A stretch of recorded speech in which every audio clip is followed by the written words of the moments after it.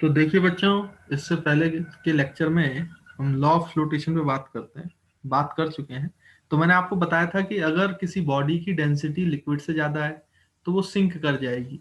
अगर density of liquid और density of body बराबर है तो वो फ्लोट करेगी, लेकिन उसका अपर सरफेस जो है वो लिक्विड सरफेस के साथ कॉन्साइड करेगा। और तीसरा मैंने आपको बताया था कि अगर डेंसिटी कम हो बॉडी की लिक्विड से तो वो कुछ पार्ट सबमर्ज रहेगा और कुछ पार्ट सरफेस के ऊपर रहेगा और वैसे फ्लोट करेगा। अब आपसे ये पूछा जाए कि वो कितना वॉल्यूम अंदर रहेगा और कितना वॉल्यूम बाहर रहेगा, तो अगर वो हमें निकालना पड़े तो हम कैसे निकालेंगे उस पर बात करते हैं। तो देखो, मैं यहाँ पे आपको निकाल के बताता हूँ। देखिए बच्चों, तो सबसे पहले एक सेकंड बस रुक जाइए। हाँ, अब यहाँ पर हम निकालेंगे तो आप ऊपर हेडिंग डालेंगे volume volume of submerged part of body. Volume of submerged part of body. तो बॉडी का जो सबमर्ज पार्ट है उसका कितना वॉल्यूम लिक्विड सरफेस से नीचे है, कितना ऊपर है, ये कैसे निकालेंगे तो उसको देखें, निकालते हैं हम लोग। तो मैं अभी यहाँ से बोल रहा हूँ कि यहाँ पे लेट सपोज जो डेंसिटी ऑफ बॉडी है वो less than density of liquid है। तो आपको पता है कि अगर किसी कंटेनर में इस तरीके की बॉडी आप प्लेस करेंगे जिसकी डेंसिटी लिक्विड की डेंसिटी से कम है, तो क्या होगा भाई, हमने लॉ ऑफ फ्लोटेशन पढ़ा था, तो इसका कुछ पार्ट जो है वो इनसाइड रहेगा। देखो ये जो पार्ट है वॉल्यूम है, ये इनसाइड है, तो इसको सबमर्ज वॉल्यूम बोल रहे हैं जो इनसाइड है। और टोटल बॉडी का जो वॉल्यूम है वो वीवी है, मान लो total volume of the body वो हम वीवी मान लेते हैं ना बच्चों। तो मुझे तो वीएस निकालना है कि सबमर्ज पार्ट जो है वॉल्यूम का, सबमर्ज पार्ट जो है बॉडी का वॉल्यूम का वो कितना है। तो अब वो कैसे निकालेंगे, तो ध्यान से देखिए उसको कैसे निकालते हैं। तो यहाँ पे अगर आप देखो बच्चों, तो हम ये कर सकते हैं कि आप एफबीडी बनाओ। सबसे पहले तो फ्री बॉडी डायग्राम है ना, तो लेट सपोज हम फ्री बॉडी डायग्राम बनाते हैं। तो नीचे जो बॉडी है उस पे कौन सा फोर्स लग रहा होगा बच्चों, mg है ना, mg फोर्स लग रहा होगा, इसमें तो कोई दिक्कत है नहीं। और ऊपर कौन सा फोर्स लग रहा होगा भाई, तो ऊपर लग रहा है ये जो लिक्विड का फोर्स है, जो लिक्विड अपथ्रस्ट लगा रहा है, मतलब बायंट फोर्स। अब बच्चों क्योंकि ये फ्लोट कर रही है, बॉडी फ्लोट कर रही है, अगर ये फ्लोट कर रही है, तैर रही है, तो ये बॉडी तो रेस्ट पर है भाई, तभी तो तैर सकती है ना। तो ये बॉडी मूव तो कर नहीं रही, ये बॉडी रेस्ट पे हो गई क्योंकि ये फ्लोट कर रही है। तो अगर ये रेस्ट पे है तो इक्विलिब्रियम में अगर देखें तो बॉयंट फोर्स किसको कैंसिल कर रहा है, एमजी को। मतलब एमजी फोर्स जो है it is balance by buoyant force, it is balanced by buoyant force, है ना, ये हमें समझ में आ रहा है। तो mg को क्या लिख सकते हैं, मास को लिख सकते हैं density of body into volume of body, यही है ना मास इस बॉडी का। तो बॉडी का मास में जो वॉल्यूम लोगे बच्चों, वो तो पूरा वॉल्यूम लोगे, टोटल वॉल्यूम ले लोगे, टोटल वॉल्यूम, इसलिए मैंने वॉल्यूम ऑफ बॉडी लिया है इनटू जी। जबकि बायंट फोर्स में जो है, आप बायंट फोर्स में डेंसिटी ऑफ लिक्विड आता है and volume of body, volume of liquid displace. लेकिन वो वॉल्यूम ऑफ लिक्विड डिस्प्लेस किसके बराबर होता है बच्चों, जितना वॉल्यूम सबमर्ज हुआ है बॉडी का, है ना, उस वॉल्यूम के बराबर होता है। तो यहाँ पे जब वॉल्यूम लिखोगे तो बॉडी का वॉल्यूम नहीं आएगा, सबमर्ज पार्ट का वॉल्यूम आएगा, सबमर्ज पार्ट का इनटू जी। तो देखो बच्चों, दोनों साइड से जी और जी जो है वो कैंसिल हो गए, तो आपका volume of submerge part of the body जो है वो कितना आ गया बेटा, सिग्मा बाई रो। देखो, sigma by rho into total volume of body, VB, total volume of body। तो this is the volume of submerge part of the body. अब इसमें आपसे एक चीज और पूछ सकता है, वो ये बोले कि भाई आप सबमर्ज पार्ट का वॉल्यूम नहीं बोलो, ज्यादातर क्वेश्चन वो पूछेगा आपसे fractional, fractional volume of submerge part, है ना। फ्रैक्शनल निकालो भाई, फ्रैक्शनल बताओ हमें, तो fractional volume of submerge part, fraction बताओ, टोटल वॉल्यूम का कितना फ्रैक्शन जो है वो है। तो फ्रैक्शनल वॉल्यूम क्या हो जाएगा बच्चों, जितना वॉल्यूम सबमर्ज है upon original total volume of the body, that is V V. इस रेशियो को ही फ्रैक्शनल वॉल्यूम कहते हैं। तो ये रेशियो कितना आएगा भाई, वीवी को नीचे ले आओ तो ये आएगा सिग्मा बाई रो। तो याद रखें, तो फ्रैक्शनल चेंज अगर पूछा जाए या fractional volume of submerge part पूछा जाए तो रो बाई सिग्मा बाई रो हो जाता है आंसर। और अगर आपसे सबमर्ज पार्ट का वॉल्यूम पूछा जाए तो sigma by rho into total volume of the body, इस तरीके से आप निकाल सकते हैं। तो मेरे ख्याल से ये बात आपको क्लियर है कि जब डेंसिटी कम होती है बॉडी की डेंसिटी ऑफ लिक्विड से, तो कितना वॉल्यूम अंदर है कितना बाहर है ये आप निकाल सकते हो इस तरीके से ना। तो ये मैंने आपको बता दिया, तो आप चाहें तो फॉर्मूला भी याद रख सकते हो, उसमें कोई दिक्कत की बात नहीं है। तो बच्चों इसको जल्दी से नोट करिए, फिर आगे बढ़ते हैं। तो देखो बच्चों, इसमें क्वेश्चंस भी पूछे जा सकते हैं। तो आपसे जैसे मान लीजिए कि एक क्वेश्चन पूछा जाए इस पे इस तरीके से कि आपसे बोला गया द डेंसिटी ऑफ आइस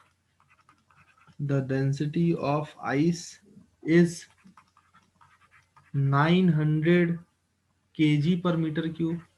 बच्चों डेंसिटी जो होती है ना आइस की, वो वाटर से थोड़ी कम होती है, लेकिन मतलब लगभग लगभग बराबर होती है, लेकिन मैं यहाँ पे एक अप्रोक्सीमेट डाटा ले रहा हूँ ताकि आपको कैलकुलेशन में दिक्कत नहीं आए, है ना। लगभग अगर एक्यूरेटली बात किया जाए तो ये 917 होता है आसपास, है ना, लेकिन क्योंकि कैलकुलेशन आसान रहे इसके लिए मैं ऐसा डाटा ले रहा हूँ ना। तो 900 kg पर मीटर क्यूब। तो आप ये मतलब डाटा देख के रट मत लेना कहीं की आइस की जो डेंसिटी होती है वो इतनी होती है, एक्यूरेट डेंसिटी इतनी नहीं होती, वो 917 के आसपास होती है।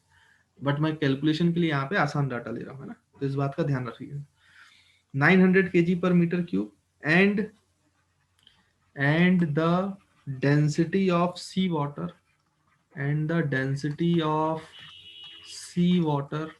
अच्छा, जो सी वाटर की डेंसिटी होती है ये नॉर्मल वाटर से थोड़ा ज्यादा होती है, 1024-25 के आसपास, लेकिन हम फिलहाल अभी 1000 मान लेते हैं फॉर इजियर कैलकुलेशन।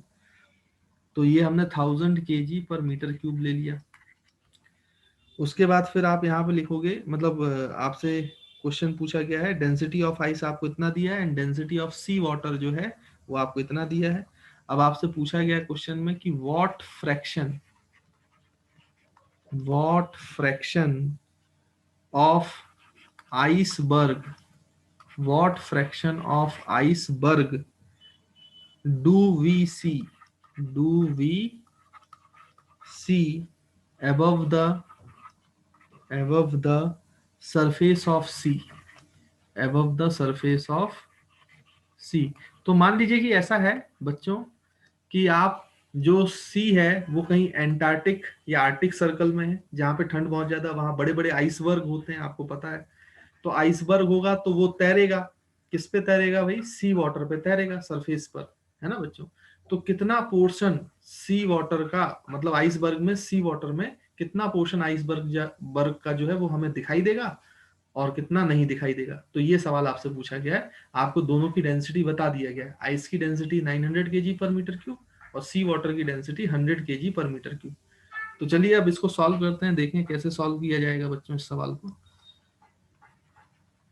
तो यहाँ पे हम सॉल्यूशन लिखें। तो अभी मैंने आपको बताया है, अभी हमने देखा कि फ्रैक्शनल जो वॉल्यूम है जो सबमर्ज होता है पानी के अंदर, वो कितना होता है बेटा, volume submerge upon volume of total volume of body is equals to कितना हो जाएगा भाई, sigma by rho. Sigma is the density of body and rho is the density of liquid. तो यहाँ पे इस केस में जो डेंसिटी है सिग्मा, वो किसकी डेंसिटी है, बॉडी कौन है भाई, आइसबर्ग। तो डेंसिटी ऑफ आइस जो है वो सिग्मा है, which is equals to 900 kg per metre cube, है ना बच्चों। और जो आपका क्या है स्टूडेंट्स, रो है वो डेंसिटी ऑफ लिक्विड है, यानी यहाँ पे लिक्विड के केस में कौन सा लिक्विड है, सी वाटर, तो डेंसिटी ऑफ सी वाटर। तो सी वाटर की डेंसिटी जो है वो कितनी है, 1000 kg पर मीटर क्यूब। तो अब आप ये फॉर्मूले में अप्लाई करो तो आपको पता चलेगा कि जो फ्रैक्शन आपका सबमर्ज है, मतलब वाटर के अंदर है आइसबर्ग का, वो कितना हो जाएगा, सिग्मा अपॉन रो। तो सिग्मा हो गया 900 अपॉन रो हो गया 1000। तो यहां से 0 0 तो ये हो गया 0.9। लेकिन बच्चों ये हमारा आंसर नहीं है 0.9। 0.9 जो पार्ट है आपका total volume of the body का आइसबर्ग का, वो सबमर्ज है। उसने ये बोला है कि डू वी सी, तो हमें कितना पार्ट दिखाई देगा। अगर टोटल वॉल्यूम 1 मान ले तो हमें 0.9 वो अंदर है, तो हमें जो दिखाई देगा वो 1 माइनस 0.9 होगा ना बच्चों। तो यहाँ पे हम लिख सकते हैं the fraction of iceberg, fraction of iceberg we can see is equals to 1 minus vs by vb, है ना, ये हो जाएगा। तो इतना जो डूबा हुआ फ्रैक्शन है उसको घटा दोगे तो जो फ्रैक्शन दिख रहा है 1 में से घटा दोगे तो जो फ्रैक्शन दिख रहा है वो आपको मिल जाएगा बच्चों। तो 1 माइनस 0.9 करेंगे तो ये आ गया 0.1। तो अगर परसेंटेज वाइज देखें तो इंटू 100 कर दो, यानी कि आइसबर्ग का केवल 10% पार्ट जो है वो दिखाई देगा, बाकी 90% पार्ट जो है वो डूबा होगा। इसलिए जब शिप चलाई जाती है ना बच्चों ऐसी जगहों पर जहां पे आइसबर्ग होते हैं, एंटार्क्टिक आर्टिक सी वाटर होता है, जहां ठंड ज्यादा होती है, वहां पे जो शिप्स होती हैं उनको जो कैप्टन चलाते हैं वो बड़ा ध्यान रखते हैं इस बात का। क्योंकि होता क्या एक्चुअली में कि आप खुद सोचो, ये सी वाटर है, सी वाटर है, सी वाटर है, सी वाटर। अब यहां पर अगर कोई शिप ऐसे आ रही है, सोचो बड़ी सी, अब यहाँ पे कोई आइसबर्ग है तो आइसबर्ग का बहुत छोटा सा पोर्शन ऊपर दिखाई देगा, जबकि बहुत बड़ा सा पोर्शन जो है आइसबर्ग का वो नीचे डूबा हुआ है। 90% जो पोर्शन है वो तो डूबा हुआ है। यानी ये अगर छोटा सा पोर्शन आपको ऊपर दिखाई दे रहा है आइसबर्ग का, तो इसका मतलब ये नहीं है कि ये छोटा सा आइस का टुकड़ा है जो शिप जो है इसको बहुत आसानी से टकरा कर पार कर जाएगी। सोचो नीचे 90% है जो दिखाई नहीं देता, ये इतना ह्यूज आइसबर्ग है कि अगर इससे शिप टकराएगी तो टकरा के टूट जाएगी। तो शायद आप टाइटेनिक के बारे में सुना होगा, टाइटेनिक के साथ यही हुआ था, वहां पे आइसबर्ग थे, छोटे छोटे छोटे छोटे दिख रहे थे, लेकिन एक्चुअली में बहुत बड़े बड़े पोर्शन तो अंदर थे। तो टकराने के बाद उसमें आइसबर्ग से टकराने के कारण ही वो टाइटेनिक जो था जहाज था वो टूटा हुआ था, है ना। तो इस तरीके से जो है बच्चों आपको ध्यान देना है कि जब ऐसी कंडीशन में शिप चलाते हो देखना पड़ता है कि भले ही वो आइस का छोटा सा टुकड़ा आपको ऊपर दिखाई दे रहा हो, लेकिन उससे कहीं ज्यादा 90% जो हिस्सा है वो उस पानी के अंदर है जो हमें दिखता नहीं है। तो ऐसी चीजों से बचना चाहिए, ठीक है। तो आई होप आपको ये जो क्वेश्चन है वो क्लियर होगा और जो पूछा गया है वो समझ में आया होगा। तो देखो स्टूडेंट्स, ये आपको क्वेश्चन पूछा गया है, इसमें क्वेश्चन में बोला गया है कि लिक्विड सरफेस से जो है एक बॉल को छोड़ा गया, बॉल की जो डेंसिटी है वो आपको दी गई है 2000 kg/m³। तो बॉल की डेंसिटी है, वाटर की डेंसिटी 1000 है, तो ऑब्वियसली बात है बॉल जो है वो सिंक कर जाएगा और सिंक करके कभी ना कभी बॉटम पे आएगा। जो सरफेस से बॉटम की हाइट है वो बोला गया है 20 मीटर्स है। तो यहाँ पे आने के बाद वो टकराएगा, तो कितने समय के बाद टकराएगा, time taken, find the time taken by ball to reach the bottom of vessel. तो ये आपसे क्वेश्चन पूछा गया। अब इसको सॉल्व करते हैं बच्चों। देखो जैसे ये बॉल नीचे आएगी ना, नीचे आएगी तो इस पे दो फोर्सेस लग रहे हैं, आप पहले तो ये देखें। एक तो नीचे इसका वेट लग रहा होगा जो एयर वाला है, पानी में अलग हो जाएगा लेकिन एयर वाला है।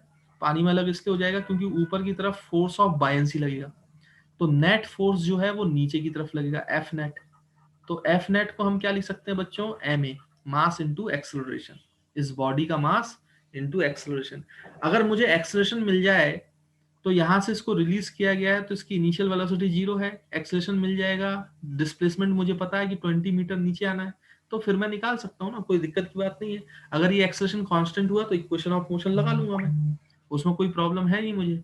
तो यहाँ पे हम सॉल्व करके देख लेते हैं इसको जल्दी से ना। तो पहले एक्सलेशन निकालते हैं। तो यहाँ पे अगर हम सॉल्यूशन करें तो एक्सलेशन कैसे आएगा बच्चों, एफ नेट, नेट फोर्स जो है वो is equal to M A होगा, लेकिन नेट फोर्स होगा क्या, W naught minus F B.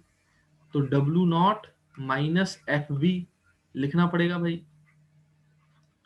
Buoyant force is equals to mass into acceleration. अच्छा डब्ल्यू नॉट को लिख सकते हैं बच्चों एम जी, एयर में उसका वेट, माइनस ये हो जाएगा एफ बी, क्या बॉयंट फोर्स कितना होता है बेटा, density of liquid, volume of liquid displace, लेकिन वो वॉल्यूम लिक्विड डिस्प्लेस का किसके बराबर होगा, वो तो वॉल्यूम ऑफ बॉल के बराबर होगा, V B, volume of ball के बराबर है ना बच्चों, और into G in equals to M A. तो अब आप ध्यान से देखो तो इस m को डिवाइड कर दो तो यहां से a आ जाएगा, तो a की वैल्यू क्या आएगी भाई, m डिवाइड कर दो तो m और m ये वाला कैंसिल, तो ये बचेगा g minus rho V B into G divide by m, divide by m, है ना। मतलब इसको डिवाइड करोगे तो m और m यहां से कट जाएगा और यहाँ पे m से डिवाइड हो जाएगा। अब आप ध्यान से देखो बच्चों, तो इस m को क्या लिख सकते हो, g कॉमन ले लो, तो एक्सलेशन हो गया, जी कॉमन आ गया, तो यहाँ पे बचेगा 1 माइनस ये होगा रो इंटू वी बी, और ये मास ऑफ बॉडी है, और मास ऑफ बॉडी को लिख सकते हैं डेंसिटी ऑफ बॉडी यानी ball into volume of ball. तो sigma density of ball into volume of ball तो वीबी है, तो वीबी और ये वीबी दोनों कैंसिल हो जाएंगे। अब आप वैल्यूज पुट कर दो भाई, सिग्मा की वैल्यू तो जानती हो 1 माइनस रो, रो की वैल्यू है 1000 और सिग्मा की वैल्यू है 2000। तो 2000 और 1000 कैंसिल, 1/2, तो 1 माइनस 1/2 इज 1/2 इंटू जी, तो ये आ गया g/2। यानी जो एक्सेलरेशन इसको नीचे की तरफ मिल रहा है वो g/2 है, और g/2 है मतलब कांस्टेंट है, g/2 है तो बच्चों कांस्टेंट है, कोई दिक्कत की बात नहीं है। अब आप खुद सोचो ऊपर से इसने डिस्प्लेसमेंट कितना किया है, तो आप अगर देखोगे तो इसका ऊपर से जो डिस्प्लेसमेंट हुआ है वो 20 मीटर है, और इनिशियल वेलोसिटी 0 है, और एक्सेलरेशन आपका g/2 है। तो आपको इक्वेशन ऑफ मोशन लगाना है तो कौन सी लगाओगे भाई, इनिशियल वेलोसिटी 0, एक्सेलरेशन जो है वो g/2 है, डिस्प्लेसमेंट जो कवर कर रहा है वो 20 मीटर है बच्चों, और हमें टाइम निकालना है, तो ये जो है सेकंड इक्वेशन ऑफ मोशन लगेगी। तो s is equal to U T plus half A T square. तो यहाँ पे u 0 है तो इसको directly half A T square लिखा जा सकता है।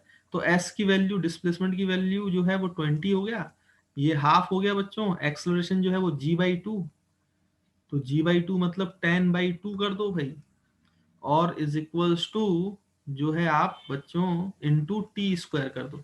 अब देखो एक जीरो कैंसिल, और 2 इंटू 2 4, और ये बच्चों 2 4 उधर जाएगा तो 8, तो टी स्क्वायर की वैल्यू 8 आई, मतलब टी की वैल्यू जो है वो 2√2 आ जाएगी। सॉल्व करोगे तो 2√2 आएगी सेकेंड्स। तो जो टाइम लगेगा उसको बॉटम में टच होने के लिए वो 2√2 सेकेंड्स का टाइम लगेगा। सिंपल काइनेमेटिक्स और फ्लूइड मैकेनिक्स दो चैप्टर्स के कॉन्सेप्ट को मिला दिया गया है। तो सवाल बच्चों को टफ लगता है, बल्कि कोई टफ नहीं है। अगर आपको काइनेमेटिक्स अच्छे से आती है, फ्लूइड मैकेनिक्स अच्छे से आती है, तो बड़े आसानी से आप क्वेश्चन को सॉल्व कर सकते हो। तो आई होप आपको ये क्वेश्चन बच्चों क्लियर होगा, समझ में आएगा। देखिए बच्चों, ये क्वेश्चन आपसे पूछा गया है, इसमें ये बोला गया है कि ये लिक्विड है कंटेनर में, वाटर है, वाटर की डेंसिटी आपको दी गई है, और इसमें एक जो है ब्लॉक है, ब्लॉक, और इस ब्लॉक का डेंसिटी दिया है, डेंसिटी ऑफ ब्लॉक कितना दिया है बेटा, 800 kg पर मीटर क्यूब, और वाटर की डेंसिटी 1000 है। तो यहाँ से आपको समझ में आ रहा है सिग्मा जो है वो लेस देन रो है। तो अगर सिग्मा लेस देन रो है तो ऑब्वियस सी बात है, हमने पढ़ा है लॉ ऑफ फ्लोटेशन में कि अगर सिग्मा रो से लेस है, छोटा है, तो ऑब्वियस सी बात है जो ब्लॉक है उसका कुछ पार्ट अंदर रहेगा, कुछ पार्ट अंदर रहेगा और कुछ पार्ट लिक्विड सरफेस के बाहर रहेगा। अच्छा, इसकी जो टोटल लेंथ है ब्लॉक की वो 1 मीटर है, और एरिया ऑफ क्रॉस सेक्शन जो है वो ए है। तो कुछ पार्ट जो अंदर रहेगा x, उसकी क्या वैल्यू होगी। तो क्वेश्चन आपसे ये पूछा है कि कितना पार्ट, कितनी लेंथ इसकी पानी के अंदर है, कितनी लेंथ पानी के अंदर है, ये आपसे पूछा गया है। तो मेरे ख्याल से अब आपको क्वेश्चन जो है बच्चों वो क्लियर होगा। तो इसको सॉल्व करते हैं। अब इसका सॉल्यूशन कैसे करेंगे, कोई भी दिक्कत हो कभी भी किसी सवाल में तो एफबीडी बनाया करो बच्चों, है ना, मैं बार बार बोलता हूँ इस बात को। तो नीचे इसका वेट लग रहा है W0, और ऊपर की तरफ इसको कौन बैलेंस कर रहा है, ये फ्लोट कर रहा है ना, फ्लोट करेगा ना, फ्लोट करेगा तो इसके वेट को कौन बैलेंस करेगा, बॉयंट फोर्स, और तो कोई फोर्स है ही नहीं, लिक्विड का ही तो फोर्स है ना, बॉयंट फोर्स। तो इसका मतलब जो आपका वेट है बॉडी का, ब्लॉक का वेट है, उसको बॉयंट फोर्स ही क्या करने वाला है भाई, बैलेंस करने वाला है, तभी ये फ्लोट कर पाएगा, और फ्लोट कर रहा है वो, ये हमें पता है। तो वेट को क्या लिख सकते हो, मास ऑफ ब्लॉक इनटू जी, ऐसे लिख सकते हैं ना। और बॉयंट फोर्स को क्या लिख सकते हो, density of liquid into volume of liquid displace. और वॉल्यूम ऑफ लिक्विड डिस्प्लेस किसके बराबर होगा बच्चों, ये volume of submerge part, total volume of body नहीं, वॉल्यूम ऑफ सबमर्ज पार्ट। तो वी एस, वॉल्यूम, जितना वॉल्यूम ब्लॉक का अंदर गया है उतना ही पानी का वॉल्यूम बाहर आएगा, है ना, ये बात ध्यान रखना। और इनटू जी, तो भाई जी और जी तो पहले ही कैंसिल हो गए। अच्छा, मास ऑफ ब्लॉक को लिख सकते हो density of block, that is sigma, into volume of block V B, ये टोटल वॉल्यूम है, ये टोटल वॉल्यूम। जबकि यहां पर जो वॉल्यूम है वी एस, वो सबमर्ज पार्ट का वॉल्यूम है। अच्छा, टोटल वॉल्यूम ऑफ ब्लॉक क्या लिखा जाएगा, टोटल वॉल्यूम ऑफ ब्लॉक क्या लिखा जाएगा बच्चों, सिग्मा, सिग्मा इंटू वी।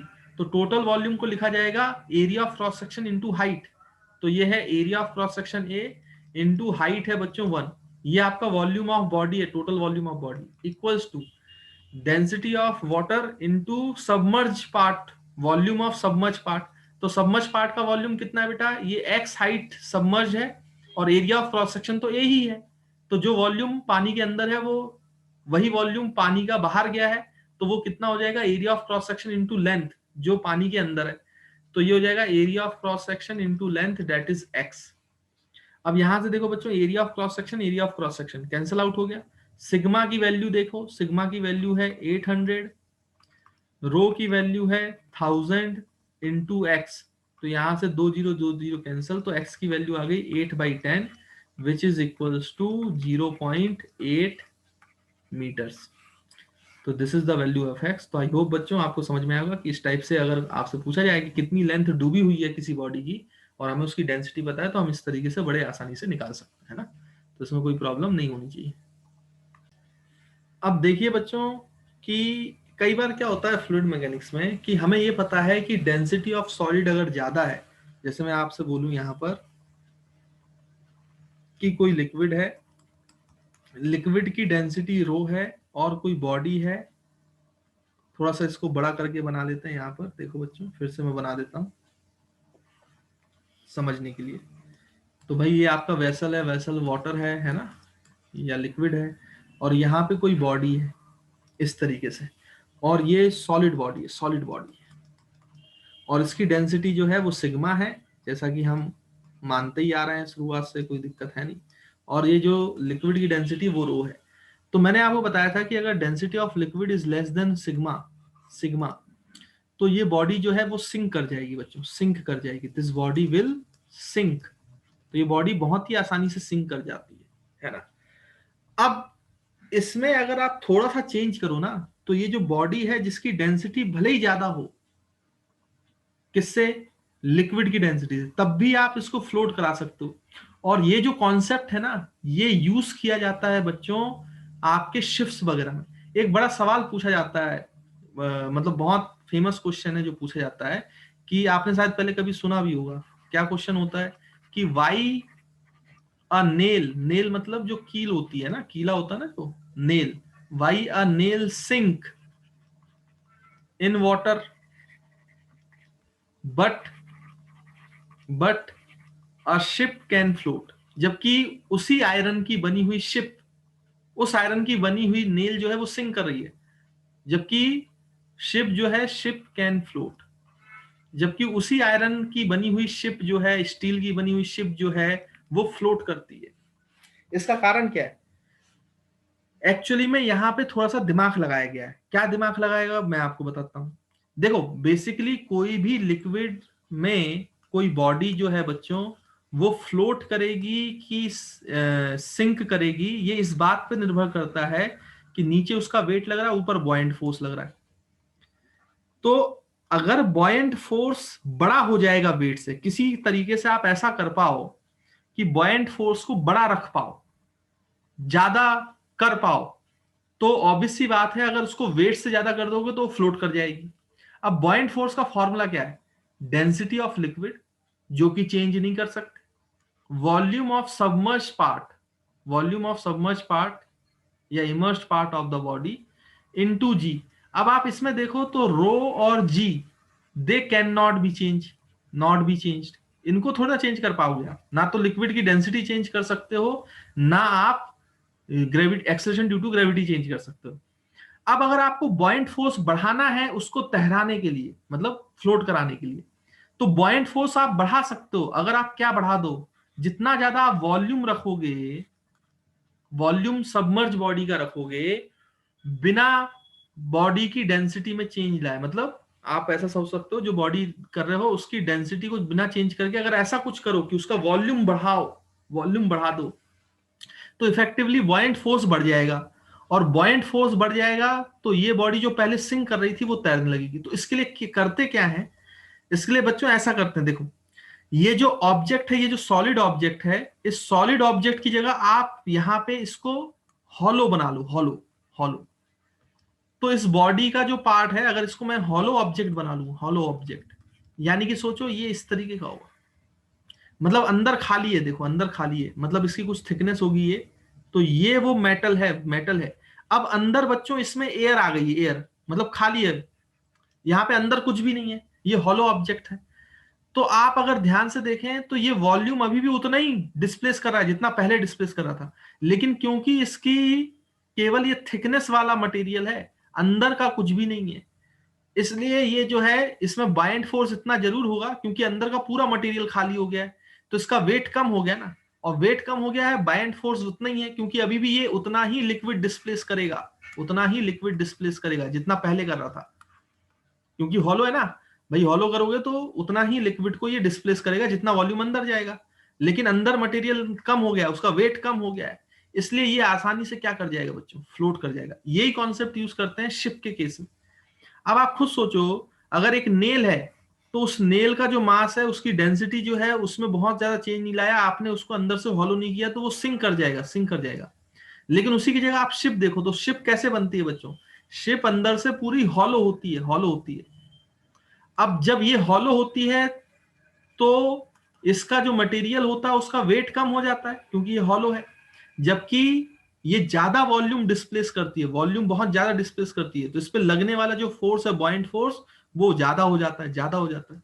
तो इतने वेट को उसको बॉइंट फोर्स आसानी से क्या कर लेता है बच्चों, इसको आसानी से बैलेंस कर देता है, इसलिए शिप जो है वो आसानी से फ्लोट कर पाती है। जबकि आयरन नेल के साथ ऐसा नहीं होता है, उसमें जो वॉल्यूम डिस्प्लेस हुआ है वो बहुत कम है, तो बॉयंट फोर्स बहुत कम था, वेट ज्यादा था, तो वो सिंक कर गई। जबकि आपने हॉलो बनाकर उसका वॉल्यूम बहुत ज्यादा बढ़ा दिया, जबकि उसकी मटेरियल की डेंसिटी नहीं, मतलब मटेरियल की डेंसिटी आप ऐसा सोचो कम हो गई, क्योंकि जहां पे मटेरियल था वहां से आपने हटा दिया और उसको हॉलो कर दिया, तो वहां पे अब एयर फिल्ड है ना, तो उसका वेट कम हो गया और वॉल्यूम ज्यादा वो डिस्प्लेस कर पा रहा है, तो इसका मतलब बॉयंट फोर्स ज्यादा हो गया, इसलिए वो चीज क्या होती है, फ्लोट करती है। तो ये हॉलो ऑब्जेक्ट का कॉन्सेप्ट यूज किया जाता है जब भी शिप वगैरह बनाते हैं ना, तो इस तरीके से आप इसको आंसर कर सकते हो। इसलिए आपने देखा होगा बेटा कि अगर आप एक लोहे का बार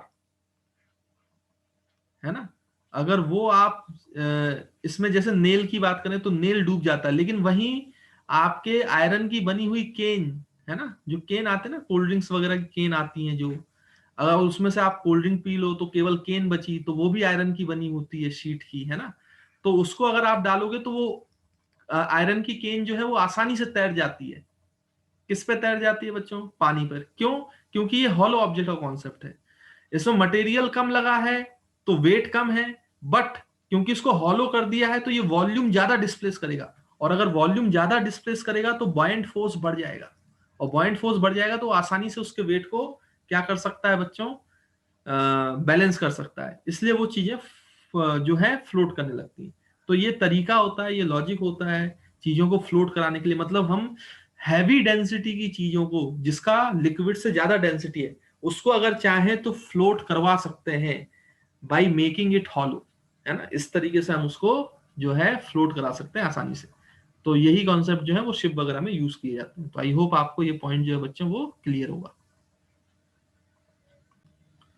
अच्छा बच्चों, आप लोग जो है, अब मुझे पता नहीं, आप लोगों ने नाइन्थ में शायद आर्किमिडीज प्रिंसिपल पढ़ा है, तो आपने शायद आर्किमिडीज की कहानी भी सुनी होगी, है ना। अब थोड़ा सा उस कहानी से रिलेटेड मैं थोड़ी सी कहानी आपको बहुत शॉर्ट में बताता हूँ कि ये जो आर्किमिडीज प्रिंसिपल है, आर्किमिडीज ने सोचा कैसे था, मतलब उसके पीछे मोटिवेशन क्या था, और उससे रिलेटेड, क्योंकि वो प्रैक्टिकल चीज थी, इससे रिलेटेड क्वेश्चंस भी पूछे जा सकते हैं, तो फिर मैं आपको क्वेश्चन के थ्रू बता दूंगा।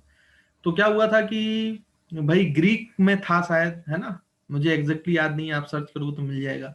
तो वहां पे एक राजा हुआ करता था, तो राजा ने एक सुनार को जो है उससे मुकुट बनवाया था, अपने सोने का मुकुट बनवाया, जो मुकुट पहनते ना वो, है ना, तो वो बनवाया था। तो सोनार ने वो मुकुट बना के राजा को दिया, लेकिन उस समय ऐसा होता था ना कि बहुत सारे जो ज्वेलर्स होते थे, जो मुकुट वगैरह काम करते थे, ज्वेलरी का काम करते थे, वो उस समय में थोड़ी सी धांधली भी किया करते थे।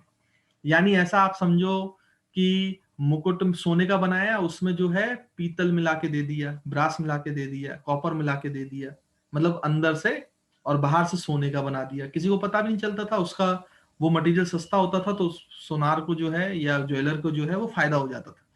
तो इस तरीके से धांधली चलती थी, तो राजा को भी शक था कि कहीं उसके मुकुट के साथ छेड़खानी तो नहीं की है, कि वो प्योर सोने का है पूरा का पूरा, कि अंदर से उसने कुछ दूसरा मटेरियल डाल दिया है ना। तो क्योंकि उनका जो मंत्री हुआ करते थे उस राजा के, उसमें सबसे ज्यादा टैलेंटेड जो था आर्किमिडीज था। अब पहले के जमाने में क्या होता था बच्चों, जो मंत्री होते थे या फिर जो एस्ट्रोनॉमर होते थे या फिर जो इंजीनियर्स होते थे, तो ऐसे अलग अलग ब्रांच नहीं होते थे कि कोई इंजीनियर होगा, कोई फिलोसफर होगा। वो तो अब होने लगा है, क्योंकि अब बहुत डीप में पढ़ाई होने लगी है, बहुत ज्यादा एरिया वास्ट हो गए हैं अपने अपने एरियाज में, इसलिए स्पेशलाइजेशन हो गया है। पहले स्पेशलाइजेशन नहीं होता था, एक ही आदमी डॉक्टर भी होता था, वही इंजीनियर भी होता था, वही फिलोसफर भी होता था, वही मंदिर मंदिर का काम भी करता था, है ना। तो इस सारे काम जो है वो एक ही आदमी किया करता था। ऐसा ही एक आदमी आर्किमिडीज भी था। तो आर्किमिडीज से राजा ने आर्किमिडीज को बुला के पूछा, अब क्योंकि भाई अगर मुकुट को तोड़कर वो देखेगा कि उसमें दूसरा एलिमेंट है कि नहीं, वो देख सकता है, लेकिन फिर तो मुकुट खराब हो जाएगा, तो मुकुट बनवाने का फायदा नहीं। अब राजा ये चाहता था कि मुकुट को बिना तोड़े, है ना, उसको बिना तोड़े या बिना कुछ उसमें चेंजेस किए, उसको पता करना था कि इसमें ये असली जो है सोने का, गोल्ड का बना है कि नकली सोने का बना है, या उसमें कुछ इंप्योरिटीज ऐड की गई हैं, जैसे ब्रास हो गया या कॉपर हो गया, इस तरीके से। तो आर्किमिडीज को ये चैलेंज दिया, और उसको ये दे भी दिया, बोल भी दिया कि भाई आप अगर 2-3 दिन में मुझे नहीं बताओगे तो फिर मैं आपको फांसी पे चढ़ा दूंगा। मतलब उसको प्रेशराइजेशन कर दिया, उसने प्रेशराइज कर दिया उसको, है ना, कि जानबूझ के आपको सोचना ही पड़ेगा इसके बारे में। तो भाई आर्किमिडीज जो है वो बहुत सोचता सोचता रहा, सोचता रहा, सोचता रहा। उसके बाद एक दिन अपने बाथ टब पे वो नहा रहा था, बढ़िया। तो बाथ टब पे नहाते नहाते उसको बॉयंसी का ख्याल आया। फिर उसने आर्किमिडीज प्रिंसिपल दिया, और उस प्रिंसिपल के थ्रू उसने पता लगा लिया कि भाई वो जो सोने का मुकुट था वो प्योर, बिना मुकुट को किसी भी प्रकार की छेड़खानी किए हुए, ना उसको मॉडिफाई किए हुए, ना उसको तोड़कर, मुकुट वैसा का वैसा ही था। और उसने पता कर लिया कि ये मुकुट जो है वो पूरा का पूरा ओरिजिनल जो है गोल्ड का बना है कि नहीं बना है। जब उसने ये प्रिंसिपल सोचा था, जब वो बाथ टब में था, तो बहुत खुश हुआ, क्योंकि उसकी जान बच गई। उसने इसका तरीका निकाल लिया था, वो जो आर्किमिडीज प्रिंसिपल, और वो बाथ टब से वैसी ही हालत में बाहर भाग गया। अब सब लोग उसको देख के हंसने लगे, और वो राजा के पास ही वैसे ही हालत में पहुंच गया और चिल्लाता रहा, यूरेका यूरेका। यूरेका का मतलब ग्रीक में होता है आई गॉट इट, मतलब उसने सॉल्यूशन निकाल दिया। अब वो सॉल्यूशन कैसे निकाला था और इसको कैसे किया था, इसको मैं एक क्वेश्चन के थ्रू आपको समझाता हूं, फिर आपको बात समझ में आ जाएगी कि उन्होंने किया क्या था, है ना। तो यहाँ पे देखो, इससे, क्योंकि ये प्रैक्टिकल चीजें हैं उस समय हुई थी, तो कभी कभी प्रैक्टिकल सवाल पूछने के ज्यादा चांसेस होते हैं ना, इसलिए मैं आपको समझाता हूँ। तो मेरे ख्याल से आपको कहानी समझ में आई होगी। तो उसको क्वेश्चन के थ्रू वो टेक्निकल चीजें समझते हैं कि उसने बिना सोने को मॉडिफाई किए, तोड़े हुए, या बिना किसी उसके छेड़खानी के कैसे पता कर लिया कि वो प्योर गोल्ड का बना है कि नहीं बना है। और यहां तक नहीं, आपको जो मैं बताऊंगा उसके बाद आप ये भी बता सकते हो कि कितना वॉल्यूम दूसरे मटेरियल का है, इम्प्योरिटी का है, या कितना वॉल्यूम जो है, कितना पार्ट उसमें सोने का है, ये तक बता देते हैं उसमें, है ना। कैसे, मैं आपको एक क्वेश्चन के थ्रू समझाता हूं तो आप क्लियर कट समझ जाओगे। तो देखिए बच्चों, यहां पे मैं आपको एग्जांपल ले रहा हूं एक गोल्ड बिस्कुट से, है ना। तो मान लीजिए कि एक गोल्ड का बिस्कुट है। अभी मैं इसमें दूसरे इम्प्योरिटी मटेरियल्स की बात नहीं कर रहा हूं, वो आप समझ जाओगे, उसके लिए आप बिल्कुल भी टेंशन नहीं लो। अभी हम ये सोचते हैं कि एक गोल्ड का बिस्कुट है, और गोल्ड के बिस्कुट में अंदर कैविटीज होंगी, है ना। ये मान लीजिए कि गोल्ड का ऐसा बिस्कुट है, और उसमें अंदर कैविटीज है, मतलब खाली जगह है, खाली जगह है, खाली जगह है, कैविटीज है, cavities, cavities.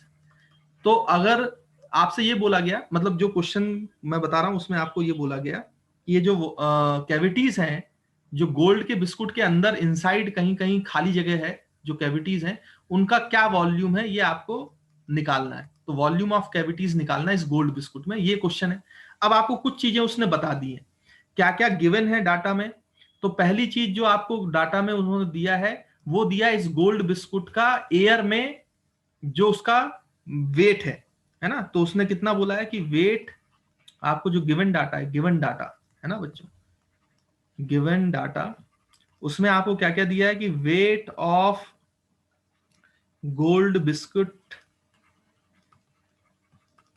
In air, in air.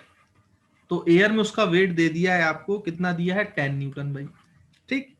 फिर उसमें यह बोला गया कि इस गोल्ड बिस्कुट को जब आपने एयर में नापा, है ना, तो यहां पे आप जानते हो बच्चों, इस तरीके से हमारे पास एक स्प्रिंग बैलेंस होता है, और यहाँ पे इस गोल्ड बिस्कुट को ऐसे हैंग करके एयर में नापा, तो एयर में इसका जो वेट आया W0 वो आपका 10 न्यूटन आया, है ना, पहली चीज। फिर उन्होंने बोला कि इस बिस्किट को वाटर में ले गए, तो जो वेट है, वेट ऑफ गोल्ड बिस्कुट वो बदल जाएगा। एपरेंट वेट याद करो बच्चों, मैंने बताया था। तो गोल्ड बिस्कुट इन वाटर, तो वाटर में जब इसका वेट नापा गया तो यही जो वेट है ये आता है 9.4 न्यूटन। यानी उसको फिर क्या किया गया कि ऐसे गोल्ड बिस्किट को वाटर में डुबा दिया गया एक वेसल लेकर इस तरीके से। अब जो वेट आया, मतलब ये W0 माइनस FB जो एपरेंट वेट है, एपरेंट वेट वो आपको मिल जाएगा कितना बेटा, एपरेंट वेट मतलब W डैश, तो ये आपको W डैश दिया एपरेंट वेट 9.4 न्यूटन दे दिया। ये आपको क्वेश्चन में डाटा गिवन है। अब ये आप सोचो ना, जब आर्किमिडीज ने गोल्ड बिस्कुट की जगह किसके बारे में सोचा होगा, उस मुकुट के बारे में, तो उस मुकुट का पहले एयर में उसने वेट लिया होगा, फिर मुकुट का वेट जो है उसने वाटर में लिया होगा। तो ये दोनों डाटा उसको पता था प्रैक्टिकली। अब मुझे यह बताना है कि कैविटीज कितना है, वहीं पे आर्किमिडीज को बताना था कि क्या इसमें इंप्योरिटीज है, और अगर इंप्योरिटीज है तो इंप्योरिटीज का क्या वॉल्यूम है, कितने रेशियो में इंप्योरिटीज है ना, तो वो निकालना है। तो आप ऐसे रिलेट कर सकते हो। चलिए आगे चलते हैं, बाद में मेटल का बता दूंगा, पहले हम कैविटी के बारे में सोच लेते हैं। कैविटी निकालना थोड़ा सा आसान होता है इसलिए, फिर उसके बाद आप किसी मटेरियल के बारे में भी सोच सकते हो। तो देखिए अब यहाँ पे क्या करेंगे बच्चों की, हमें ये पता है, अच्छा मैं आपको एक दो चीजें और बता दूं, यहाँ पे आपको डेंसिटीज पता होनी चाहिए। तो वाटर की डेंसिटी आपको पता है, वाटर की डेंसिटी जो होती है रो, वो हो जाएगी कितनी बच्चों, 1000 kg/m³। और यहाँ पे आपको गोल्ड की डेंसिटी, रो ऑफ गोल्ड है ना बच्चों, तो रो ऑफ गोल्ड आपको दिया हुआ है। तो गोल्ड की डेंसिटी होती है बेटा कितना, 20,000 kg/m³। 20,000 kg/m³ है ना, तो ये आपको डेंसिटी पता है। अब खैर हम वापस आते हैं अपने इस पर, मेन जो हमारा क्वेश्चन था उसको सॉल्व करते हैं। तो हम यहाँ पे वॉल्यूम ऑफ कैविटीज कैसे निकालेंगे। तो सबसे पहले आप देखो एपरेंट वेट को क्या लिखेंगे बच्चों, weight in air minus buoyant force. भाई ये बॉइंट फोर्स कैंसल आउट हो जाता है ना, इसलिए वेट बदल जाता है स्प्रिंग बैलेंस में। तो वेट माइनस जो है weight in air minus buoyant force है ना, ये तो हम सब जानते हैं, इसमें तो कोई दिक्कत की बात है नहीं, ये एपरेंट वेट है। तो एपरेंट वेट हमें पता है, एयर में वेट पता है, तो बॉइंट फोर्स हम निकाल सकते हैं, FB निकाल सकते हैं। FB को उधर ले जाओ बच्चों तो प्लस हो जाएगा, is equals to W0 minus W dash. तो अगर आप इन दोनों का सब्सट्रैक्शन कर लोगे तो बॉइंट फोर्स पता चल जाएगा। तो बॉइंट फोर्स निकाल दो सबसे पहले। तो ये है 10 न्यूटन माइनस ये है 9.4। अब अगर आप निकालोगे तो ये आंसर आएगा 0.6। तो 0.6 न्यूटन इज द बॉइंट फोर्स। अच्छा बॉइंट फोर्स को लिखते क्या है, तो बॉइंट फोर्स को लिखते हैं density of liquid that is water into volume of submerge part, क्योंकि पूरा गोल्ड का बिस्कुट सबमर्ज कर दिया गया था। तो जो गोल्ड के बिस्कुट का वॉल्यूम है, वॉल्यूम ऑफ गोल्ड बिस्कुट, वो टोटल हमें लेना पड़ेगा है ना, volume of gold biscuit total, क्योंकि इसमें दोनों वॉल्यूम प्रेजेंट है ना, एक्चुअल गोल्ड का वॉल्यूम प्लस कैविटी का वॉल्यूम। कैविटी भी तो इंक्लूड होगा ना बेटा, क्योंकि ये गोल्ड बिस्कुट अंदर गया है तो कैविटी का वॉल्यूम भी अंदर गया है, तो वो वाला वॉल्यूम भी बाहर आएगा। तो वॉल्यूम ऑफ सॉलिड इमर्ज्ड जो है वो total volume of gold biscuit के बराबर है ना। और total volume of gold biscuit का मतलब है वॉल्यूम ऑफ गोल्ड और उसके अंदर जो वॉल्यूम कैविटीज की है वो। तो हम यहाँ पे लिख सकते हैं रो VS इंटू जी, ये बॉइंट फोर्स हो गया जो कि 0.6 के न्यूटन के बराबर है। और ये जो है VS, ये आप 1000 लिख सकते हो। VS को आप क्या लिख सकते हो, total volume of gold biscuit into G. तो जी को बच्चों 10 लिखा जा सकता है ना, यहाँ पे इसको 10 लिख लो, जी की वैल्यू को हम 10 ले लेते हैं फिलहाल। तो ये 10 हो गया इज इक्वल्स टू 0.6, तो ये 0.6 हो गया। इसके बाद फिर आप उधर ले जाओगे तो 10⁻⁴ है, उधर जाएगा तो 10⁻⁴ -4 हो जाएगा है ना, ये उधर जाएगा तो 10⁻⁴ तो total volume of gold biscuit is equal to 0.6 into 10⁻⁴ बच्चों।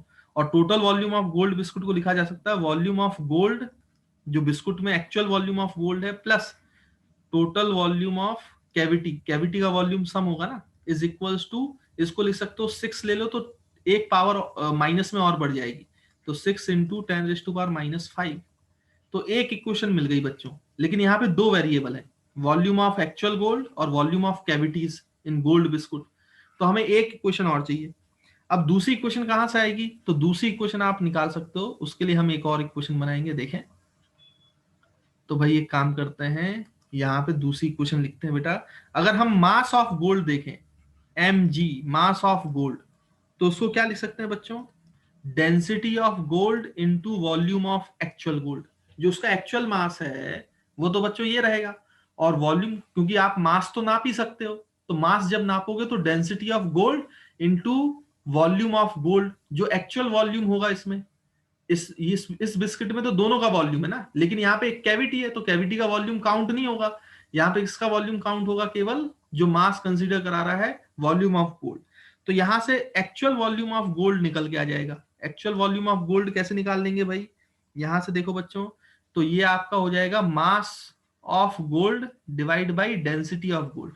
अच्छा, मास ऑफ गोल्ड है कितना? मास ऑफ गोल्ड आप यहां से निकाल सकते हो। देखो गोल्ड का वेट जो है W0, वो आपको कितना दे रहा है? 10 न्यूटन। तो ये तो mg होता है, मास ऑफ गोल्ड इंटू जी। तो g और 10 कैंसिल हो जाएगा, तो ये 1 बचेगा। तो मास ऑफ गोल्ड जो है वो 1 kg है। मास ऑफ गोल्ड जो हम प्रैक्टिकली नाप रहे हैं वो 1 kg है। तो इसको आप लिख सकते हो 1 divide by density of gold. तो ये हो जाएगा 2 इंटू 10 रेस टू 2 इंटू 10,000, 20,000 है तो 10,000, 10,000 को लिख सकते हो 10 रेस टू पावर -4। तो ऊपर जाएगा तो ये 0.5 इंटू 10 की पावर -4 बच जाएगा, है ना। 10⁴ है, ऊपर जाएगा तो -4 हो जाएगा, है ना। ये तो आपको पता ही है। अच्छा, इसको आप चाहें तो 5 लिख सकते हैं, 5 लिख सकते हैं तो एक पावर और बढ़ जाएगी, डेट इज 10⁻⁵। तो this is actual volume of gold and this is total volume plus cavity. तो देखो इसमें वॉल्यूम ऑफ गोल्ड इतना आ रहा है, यानी ये वॉल्यूम होना चाहिए था। अगर ये पूरा का पूरा क्या बनता, पूरा का पूरा गोल्ड से बना होता, लेकिन ये पूरा का पूरा गोल्ड से नहीं बना है, इसके बीच में कैविटीज हैं, इसलिए वॉल्यूम ज्यादा आ रहा है। देखो बच्चों, यहाँ पे वॉल्यूम ज्यादा आ रहा है गोल्ड बिस्कुट का, लेकिन एक्चुअल इतना होना चाहिए था अगर कैविटी नहीं होती। इसका मतलब कैविटी का वॉल्यूम कितना है अब निकाल सकते हो आप। तो कैविटी का वॉल्यूम लिखा जाएगा 6 into 10⁻⁵ minus volume of actual volume of gold. तो ये हो जाएगा बच्चों कितना? 6 इंटू 10⁻⁵ माइनस 5 इंटू 10⁻⁵। तो इसमें 6 में से एक 5 कैंसिल करोगे तो 1 बचेगा, यानी कि वॉल्यूम ऑफ कैविटी बचा 10⁻⁵ metre cube. This is the answer. मतलब इतना वॉल्यूम कैविटी का है। अब सोचो बच्चों, ये कैविटी नहीं होता, इम्प्योरिटीज होती। जैसे इसमें मैंने आपको बताया ना, ब्रास या मेटल, कोई दूसरा मेटल लगा दिया जाता तो फिर क्या होता? फिर देखो यहाँ पे हम क्या कर सकते थे, जैसे यहाँ पे दूसरा मेटल लगा देते, ऐसे कैविटी नहीं होती, ये दूसरा मेटल होता। मान लो ब्रास है, ब्रास है, तो आपसे बोला गया कि ये जो ब्रास का मटेरियल है, इसका कितना वॉल्यूम जो है इस गोल्ड के बिस्कुट में या सोने के मुकुट में प्रेजेंट है। तो जब आप ये लिख रहे थे ना बेटा, वॉल्यूम ऑफ गोल्ड, यहां पे जब आप ये वॉल्यूम ऑफ गोल्ड निकाल रहे थे, तो जब ये मास लिख रहे थे आप, ये मास ऑफ गोल्ड नहीं था। जब ये मास लिख रहे थे जो आपने यहां पे कैलकुलेट किया m, तो ये मास में दोनों का मास हुआ ना, मास ऑफ गोल्ड भी होगा क्योंकि इसमें गोल्ड भी प्रेजेंट है, और ये मास ऑफ ब्रास भी होगा, जो ब्रास भी प्रेजेंट है। ये दोनों ही तो प्रेजेंट थे ना, mass of gold, mass of brass. और ये किसके बराबर है? ये 1 kg के बराबर था। तो मास ऑफ गोल्ड को आप क्या लिखते भाई? मास ऑफ गोल्ड को लिखते density of gold into volume of gold, actual volume of gold, plus इसको लिखते हैं डेंसिटी ऑफ ब्रास। और डेंसिटी ऑफ ब्रास भी आपको दी जाती क्वेश्चन में बच्चों, है ना।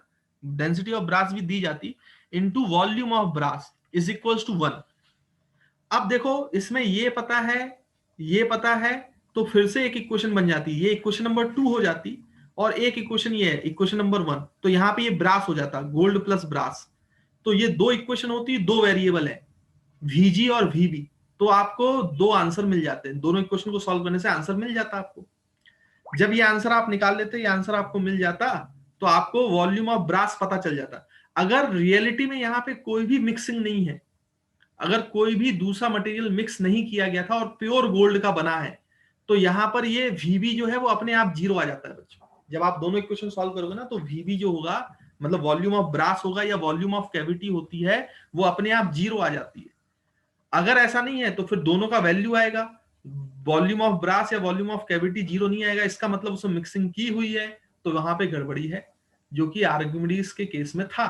वहां पे ये चीज, ये वॉल्यूम कुछ आया था, इसका मतलब उसने दूसरा मटेरियल मिलाया था जो वहां पे ज्वेलर था, फिर उसको सजा दी गई। तो आई होप आपको समझ में आया होगा बच्चों कि किस तरीके से बिना मटेरियल को तोड़े, बिना मटेरियल से साथ छेड़खानी किए आप करना क्या है, एक बार उसका एयर में वेट लेना है, एक बार लिक्विड में वेट लेना है, फिर आपको कुछ सेट्स ऑफ इक्वेशंस को यहाँ पे एम्प्लॉय करना है, और इस तरीके से फिर आपको पता चल जाएगा कि वाकई में मटेरियल जो है वो ओरिजिनल है कि उसमें कुछ इम्प्योरिटीज ऐड की गई है ना। तो आई होप आपको ये पूरा कॉन्सेप्ट जो है वो अच्छे से समझ में आया होगा।